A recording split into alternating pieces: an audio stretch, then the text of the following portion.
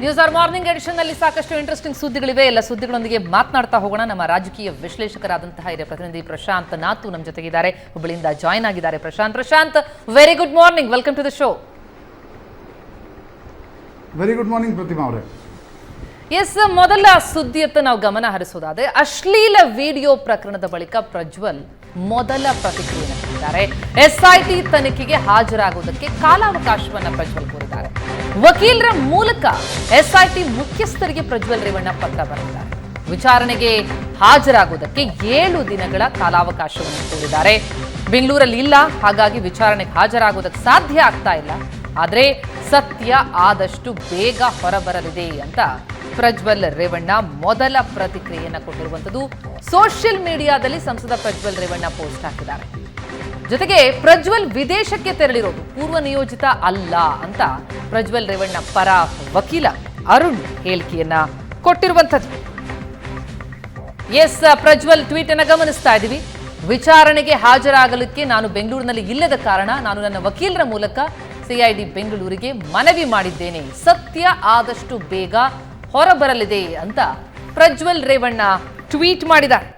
ಇದು ಮೊದಲ ಪ್ರತಿಕ್ರಿಯೆ. ಈ ಒಂದು ಪ್ರಕರಣ ಆದಮೇಲೆ ವೋಟ್ ಹಾಕಿ ವಿದೇಶಕ್ಕೆ ತೆರಳಿದ್ರು ಪ್ರಜ್ವಲ್. ಈಗ ಟ್ವೀಟ್ ಮೂಲಕ ತಮ್ಮ ಪ್ರತಿಕ್ರಿಯೆ ಕೊಟ್ಟಿದ್ದಾರೆ. ನಿನ್ನೆ ಅವರ ಮನೆಯಲ್ಲಿ 41 ACRPCಯಲ್ಲಿ ಏನು ನೋಟಿಸ್ ಅನ್ನು ಜಾರಿ ಮಾಡಿದ್ರು, ಅಂದ್ರೆ ಅವರ ಮನೆಯ ಗೋಡಿ ಮೇಲೆ ಏನು ಹಾಕಿ ಬಂದಿದ್ರು, ಅದಕ್ಕೆ ಸಂಬಂಧವಾಗಿ ಈ ವಿಚಾರ ಅವರಿಗೆ ನಾನು ತಿಳಿಸಿದ ನಂತರ ಅವರು ನನಗೆ 7 ದಿವಸಗಳ ಕಾಲಾವಕಾಶ ಬೇಕು ಸರ್. ಸೊ ಹಾಗಾಗಿ ಆ ಟೈಮ್ ಅನ್ನ ತಾವು ಕೇಳಿ ನನ್ನ ಪರವಾಗಿ ಟೈಮ್ ತಗೊಳ್ಳಿ ಸರ್ ಅಂತ ಹೇಳಿದ್ರು. ಸೊ ಹಾಗಾಗಿ ಆ ಲೆಟರ್ ಅನ್ನ, ಅಂದ್ರೆ ನಾನು ಆ ಕಮ್ಯುನಿಕೇಶನ್ CID ಅವ್ರ ಜೊತೆ ಮಾಡಿದ್ದೀನಿ ಅಷ್ಟೇ. ಸರ್, ಈಗ 7 ದಿನಕ್ಕೆ ಒಪ್ಕೊಂಡಿದ್ದಾರೆ. They are at to respond. They are at to respond. I am positive that they will accommodate. Sir, ಇದು ರಿಟರ್ನ್ ಟಿಕೆಟ್ 3rd ಏನೋ ಆಗಿದೆ ಅಂತ ಹೇಳ್ತಿದ್ದಾರೆ. ಅವ್ರು ಅವತ್ತೇ ಬರ್ತಾರಾ? ಅಲ್ಲ, ಅದು ನಿಮ್ಮ ಮಾಧ್ಯಮದಲ್ಲೇ ಬಂದಿದ್ದು, ನನಗೆ ಗೊತ್ತಿಲ್ಲ 3rd or 4th ಅನ್ನೋದ್ರ ಬಗ್ಗೆ ನನಗೇನು ಆ ಥರದ್ದು ನನಗೆ I have not got any such kind of instruction. 3rd ಬರ್ತಾರೆ 4th ಬರ್ತಾರೆ ಅಂತ ಹೇಳಿ ನನಗೆ ಇವತ್ತೇನು ಅವ್ರ ಕಡೆಯಿಂದ ರಿಕ್ವೆಸ್ಟ್ ಇತ್ತು ಅಷ್ಟಕ್ಕೆ ಮಟ್ಟಕ್ಕೆ ಮಾತ್ರ ನಾನು ಕಮ್ಯುನಿಕೇಶನ್ ಮಾಡಿದ್ದೀನಿ. ಒಂದು ತಕ್ಷಣ ಅಟೆಂಡ್ ಆಗ್ತಾರೆ ಸರ್? ಆಬ್ವಿಯಸ್ ಅಲ್ವಾ. ರಾಜತಾಂತ್ರಿಕ ಪಾಸ್ಪೋರ್ಟ್ ಮೂಲಕ ಜರ್ಮನಿಗೆ ತೆರಳಿರೋದು ಪ್ರಜ್ವಲ್. ವೀಸಾ ಇಲ್ಲದೆ ಪ್ರಜ್ವಲ್ ಹಲವು ದೇಶಗಳಿಗೆ ಪ್ರಯಾಣಿಸುವಂತಹ ಅವಕಾಶ ಇದೆ. ಅವರು ಸಂಸದರು. ನವೆಂಬರ್ ವರೆಗೂ ವಿದೇಶಕ್ಕೆ ಪ್ರಯಾಣಿಸುವಂತಹ ಅವಕಾಶ ಇದೆ. ಪ್ರಪಂಚದ ಕೆಲವು ದೇಶಗಳಿಗೆ ವೀಸಾ ಇಲ್ಲದೆ ಹೋಗುವಂತಹ ಅವಕಾಶ ಇದೆ. ಅಂತಹ ಅವಕಾಶವನ್ನ ಬಳಸಿಕೊಂಡು ಜರ್ಮನಿಗೆ ಪ್ರಜ್ವಲ್ ತೆರಳಿರೋದು. ವೀಸಾ ಇಲ್ಲದೆ ಬೇರೆ ದೇಶಗಳಿಗೂ ಕೂಡ ಪ್ರಜ್ವಲ್ ಪ್ರಯಾಣಿಸಬಹುದು. ಅಂಥದ್ದೊಂದು ಅವಕಾಶ ಏನಿದೆ, ನವೆಂಬರ್ ವರೆಗೂ ವಿದೇಶಕ್ಕೆ ಪ್ರಯಾಣಿಸುವಂತಹ ಅವಕಾಶ ಅವರಿಗಿದೆ. ಪ್ರಪಂಚದ ಕೆಲವು ದೇಶಗಳಿಗೆ ಅವರು ವೀಸಾ ಇಲ್ಲದೆ ರಾಜತಾಂತ್ರಿಕ ಪಾಸ್ಪೋರ್ಟ್ ಮೂಲಕ ತೆರಳೋದಕ್ಕೆ ಅವಕಾಶ ಇರುವಂತಹ ಹಿನ್ನೆಲೆಯಲ್ಲಿ ಆ ಅವಕಾಶವನ್ನ ಬಳಸಿಕೊಂಡು ಪ್ರಜ್ವಲ್ ಜರ್ಮನಿಗೆ ತೆರಳಿದ್ದಾರೆ.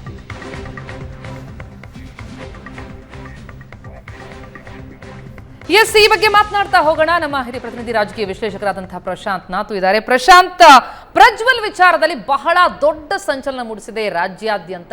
ದೇಶದಲ್ಲೂ ಕೂಡ ಇದು ಭಾರಿ ಸದ್ದು ಮಾಡ್ತಾ ಇದ್ದಾರೆ. ಎಲ್ಲಕ್ಕಿಂತ ಪ್ರಮುಖವಾಗಿ ಪ್ರಜ್ವಲ್ ವಿಚಾರಣೆಗೆ ಬರ್ತಾರಾ, ಎಲ್ಲಿದ್ದಾರೆ, ಈ ಎಲ್ಲ ಪ್ರಶ್ನೆಗಳಿಗೆ ಅವರು ಜರ್ಮನಿಗೆ ತೆರಳಿದ್ದಾರೆ, ವಿದೇಶಕ್ಕೆ ಹೋಗಿದ್ದಾರೆ ಅನ್ನುವಂಥ ಮಾತುಗಳೆಲ್ಲ ಕೇಳಿ ಬರ್ತಾ ಇತ್ತು.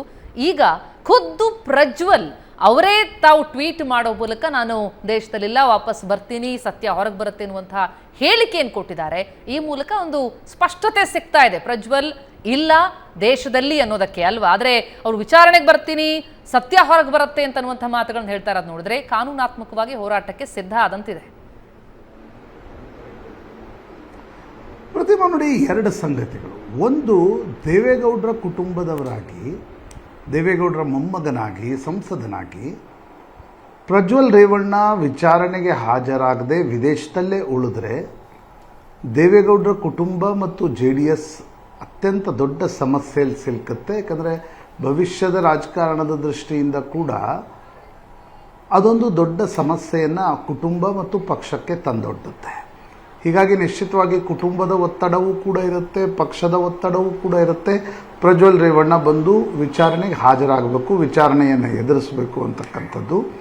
ಆ ಕಾರಣದಿಂದ ನನಗನ್ಸುತ್ತೆ ನಿನ್ನೆ ಪ್ರಜ್ವಲ್ ರೇವಣ್ಣ ಒಂದು ಟ್ವೀಟ್ ಮಾಡುವುದರ ಮುಖಾಂತರ ನಾನು ವಿಚಾರಣೆಗೆ ಹಾಜರಾಗ್ತೀನಿ, 7 ದಿನಗಳ ಕಾಲಾವಕಾಶವನ್ನು ಕೋರುವಂತೆ ವಕೀಲರಿಗೆ ತಿಳಿಸಿದ್ದೆ.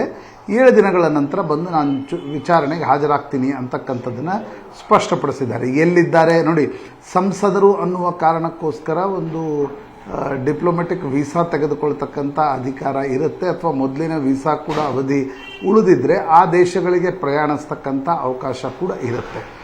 ಒಂದು ಸಂಗತಿ ನನಗನ್ಸುತ್ತೆ, ರಾಜಕೀಯ ಆರೋಪ ಪ್ರತ್ಯಾರೋಪಗಳು ಏನೇ ಇರಲಿ ಸ್ಪಷ್ಟ ಆಗಬೇಕಾಗಿರ್ತಕ್ಕಂಥದ್ದು, ರಾಜ್ಯ ಸರ್ಕಾರದ ಮೇಲೆ BJPಯವರು ಚಾರ್ಜ್ ಮಾಡ್ತಿದ್ದಾರೆ, ಕೇಂದ್ರ ಸರ್ಕಾರದ ಮೇಲೆ ಕಾಂಗ್ರೆಸ್ನವ್ರು ಚಾರ್ಜ್ ಮಾಡ್ತಿದ್ದಾರೆ.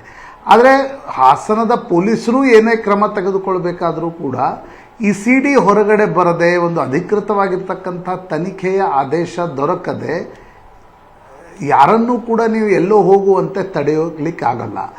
ಈಗ ವಿದೇಶಕ್ಕೆ ತೆರಳುವ ಏನೊಂದು ಪ್ರೊಸೀಜರ್ನಲ್ಲೂ ಕೂಡ ನಿಮಗೆ ರೆಡ್ ಕಾರ್ನರ್ ನೋಟಿಸ್ ನೀಡಬೇಕಾಗತ್ತೆ. ರೆಡ್ ಕಾರ್ನರ್ ನೋಟಿಸ್ ನೀಡಬೇಕಾದ್ರೆ ನಿಮಗೆ ಮೊದಲು FIR ದಾಖಲಾಗಬೇಕು. FIR ದಾಖಲಾದ ನಂತರ ವಿಚಾರಣೆಗೆ ಹಾಜರಾಗುವಂತೆ ನೋಟಿಸ್ ಕೊಡಬೇಕು. ಆ ನೋಟಿಸ್ಗೂ ಕೂಡ ಉತ್ತರ ಕೊಡದೆ ಹೊರಗಡೆ ಹೋದಾಗ ನೀವು ಅವರನ್ನು ತಡೆಯುವಂತೆ CBIನ ಮೂಲಕ ಇಂಟರ್ಪೋಲ್ಗೆ ಮನವಿಯನ್ನು ಮಾಡಿಕೊಳ್ಬೇಕಾಗತ್ತೆ. ಆ ಪ್ರೊಸೀಜರ್ ನಡೆದಿಲ್ಲ ಅಂತಕ್ಕಂಥದ್ದನ್ನು ಈಗ ಆರೋಪಿಸ್ತಕ್ಕಂಥದ್ದು ರಾಜಕೀಯ ಆರೋಪ ಪ್ರತ್ಯಾರೋಪಗಳು BJP ಮತ್ತು ಕಾಂಗ್ರೆಸ್ ಮಧ್ಯೆ ನಡೀತಿವೆಯೇ ಹೊರತು ಪ್ರಮುಖವಾಗಿ ಬೇಕಾಗಿರ್ತಕ್ಕಂಥದ್ದು ಪ್ರಜ್ವಲ್ ರೇವಣ್ಣ ಇಡೀ ವಿಡಿಯೋದ ಅವರೇ ಮಾಡಿದ್ದ. ಅವರು ತಮ್ಮ ಮನೆಗೆ ರಾಜಕಾರಣದ ಸಹಾಯಕ್ಕೋಸ್ಕರ ಬರ್ತಾ ಇರತಕ್ಕಂಥ ಮಹಿಳೆಯರನ್ನು, ಕಾರ್ಯಕರ್ತರ ಪತ್ನಿಯರನ್ನು ದುರ್ಬಳಕೆ ಮಾಡಿಕೊಂಡ್ರ ಮತ್ತು ಸಮ್ಮತ ಇಲ್ಲದೇ ಇರತಕ್ಕಂಥ ಕೆಲ ಪ್ರಕರಣಗಳಲ್ಲಿ ಏನು ವಿಡಿಯೋಗಳು ಬರ್ತಾ ಇವೆ ಅವುಗಳಲ್ಲಿ ಪ್ರಜ್ವಲ್ ರೇವಣ್ಣ ಇದ್ರ ಅಂತಕ್ಕಂಥದ್ದು SIT ತನಿಖೆಯಿಂದ ಪ್ರೂವ್ ಆಗಬೇಕು. ಪ್ರೂವ್ ಆಗಬೇಕಾದ್ರೆ ಪ್ರಜ್ವಲ್ ರೇವಣ್ಣ ಕೈಗೆ ಸಿಗಬೇಕು. ಪ್ರಜ್ವಲ್ ರೇವಣ್ಣ ಈಗ ಹೇಳ್ತಿದ್ದಾರೆ, ನಾನು ವಿದೇಶದಲ್ಲಿದ್ದೀನಿ, ನನಗೆ ನೋಟಿಸ್ ಬಂದದ್ದು ಗೊತ್ತಾಗಿದೆ, ನಾನು ಬಂದು ವಿಚಾರಣೆಗೆ ಹಾಜರಾಗ್ತೀನಿ ಅಂತಕ್ಕಂಥದ್ದು. ಪ್ರಾಯಶಃ ಪ್ರಜ್ವಲ್ ರೇವಣ್ಣ ಬಂದ ಮೇಲೆ ಸಾಕಷ್ಟು ವಿಷಯಗಳು ಸ್ಪಷ್ಟವಾಗ್ಬೋದು. ರೇವಣ್ಣನವರ ವಿರುದ್ಧ ಕೂಡ A1 ಕೇಸ್ ಹಾಸನದಲ್ಲಿ ದಾಖಲಾಗಿದೆ. A2 ಪ್ರಜ್ವಲ್ ರೇವಣ್ಣ ಇದ್ದಾರೆ. ಆ ಪ್ರಕರಣದಲ್ಲಿ ತನಿಖೆ ಹೇಗೆ ನಡೆಯುತ್ತೆ ಅಂತಕ್ಕಂಥದ್ದು ಕೂಡ ಬಹಳ ಮುಖ್ಯ. ಆದರೆ ಒಂದು ಅಂಶ ಸ್ಪಷ್ಟ, ದೇವೇಗೌಡರಿಗೆ ಅತ್ಯಂತ ಮುಜುಗರವನ್ನು ತರ್ತಾ ಇರತಕ್ಕಂಥ ಸನ್ನಿವೇಶಗಳಿವು. ಯಾಕಂದರೆ 91 ವರ್ಷದ ದೇವೇಗೌಡರ ವಿರುದ್ಧ ಅಂಥ ಯಾವುದೇ ರೀತಿಯಾಗಿರ್ತಕ್ಕಂಥ ಆರೋಪಗಳು ಜೀವಮಾನದಲ್ಲಿ ಇರಲಿಲ್ಲ. ಆದರೆ ಅವರ ಮಗ ಮತ್ತು ಮೊಮ್ಮಗನ ವಿರುದ್ಧ FIR ದಾಖಲಾಗಿರ್ತಕ್ಕಂಥದ್ದು, ಕುಮಾರಸ್ವಾಮಿ ಆ ಎಲ್ಲ ಪ್ರಕರಣಗಳಿಂದ ನನ್ನ ಕುಟುಂಬ ಅಲ್ಲ, ಅದು ಅವರು ಪ್ರತ್ಯೇಕ ಕುಟುಂಬ ಅಂತಕ್ಕಂಥ ರೀತಿಯಲ್ಲಿ ಡಿಸ್ಟೆನ್ಸ್ ಮಾಡಿಕೊಂಡಿರ್ತಕ್ಕಂಥದ್ದು, ಪ್ರಜ್ವಲ್ ರೇವಣ್ಣರನ್ನು ಪಾರ್ಟಿಯಿಂದ ಅಮಾನತುಗೊಳಿಸ್ತಕ್ಕಂಥ ಒಂದು ಪರಿಸ್ಥಿತಿ ಉದ್ಭವವಾಗಿರ್ತಕ್ಕಂಥದ್ದು JDSಗೂ ಮತ್ತು ದೇವೇಗೌಡರಿಗೂ ಅತ್ಯಂತ ಮುಜುಗರದ ಸನ್ನಿವೇಶವನ್ನು ತರ್ತಾ ಇದೆ. ಇನ್ನೂ ಮುಜುಗರ ಪ್ರತಿಮಾ, ಪ್ರಜ್ವಲ್ ರೇವಣ್ಣ ಭಾರತಕ್ಕೆ ಬಂದು SIT ಎದುರುಗಡೆ ವಿಚಾರಣೆಗೆ ಹಾಜರಾದಾಗ ಸಹಜವಾಗಿ ಅನೇಕ ಪ್ರಕ್ರಿಯೆಗಳು ನಡೀತವೆ. ಬಂಧನದಿಂದ ಹಿಡಿದು ಅನೇಕ ಪ್ರಕ್ರಿಯೆಗಳು ನಡೆದಾಗ ಇನ್ನಷ್ಟು ಮುಜುಗರದ ಸನ್ನಿವೇಶಗಳನ್ನು ಗೌಡ್ರ ಕುಟುಂಬ ಎದುರಿಸಬೇಕಾಗತ್ತೆ. ಅದರ ಪೊಲಿಟಿಕಲ್ ಇಫೆಕ್ಟ್ ಏನು, ವೈಯಕ್ತಿಕವಾಗಿ ಕುಟುಂಬದ ಮೇಲೂ ಕೂಡ ಈ ಪರಿಣಾಮ ಬೀರ್ತಾ ಇರತಕ್ಕಂಥ ಸಂಗತಿಗಳಿವು. ನಿಜ ನಿಜ ನಿಜ ಪ್ರಶಾಂತ್, ಬಹಳ ದೊಡ್ಡ ಮುಜುಗರದ ಸಂಗತಿ.